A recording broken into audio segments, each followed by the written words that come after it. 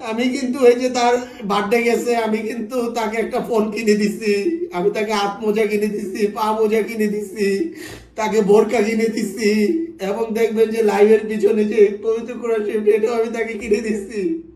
তো আমার কথা হইল যে আমি জিউস মানুষ হওয়ার পরেও আমি মিথ্যার শিকার, এবং আমি কিন্তু তার নামে একটাও বদনাম বলি নাই, কারণ আমি একদিন হলেও সংসার করছি।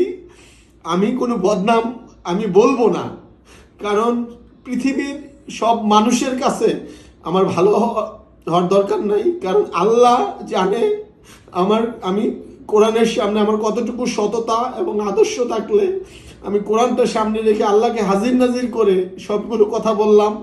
আমি এখনো বলছি, ঠিক আছে, তোমরা যদি ভালো মনে করো ওরও মাথার ছাতা দরকার, তোমারও মাথার ছাতা দরকার, কারণ তুমিও ডিভোর্সি, মানে যে ওর হাজবেন্ড মারা গেছে, একটা হাজবেন্ড ডিভোর্স করছে বর্ষার, আর রাসেলের তো কেউ নাই।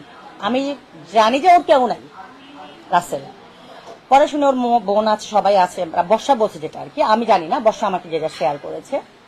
তো পরে আমি ইয়ে করলাম, আমাকে বললো আপা আমি আপনাকে শাড়ি পাঠাচ্ছি।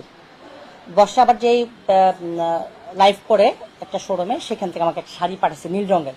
সেই শাড়িটা পরে আমি সিস্টার হেলেনে বিয়ের দিন লাইভ করেছিলাম, যে একটা ভালো কাজের সাথে। ওখানে আমি ভাবছিলাম যে আমাকে হয়তো উকিল দেবে, কিন্তু আমাকে উকিল দেয় না, উকিল দিচ্ছে দিয়ে তাইব ভাইকে, ওনার মেয়েকে।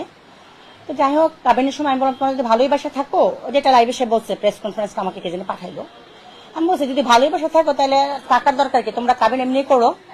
ওরা আমার হাজবেন্ড আবার প্রতিবাদ করলো, বললো যে না, কাবিন করো 20 লাখ টাকা বা 10 লাখ টাকা।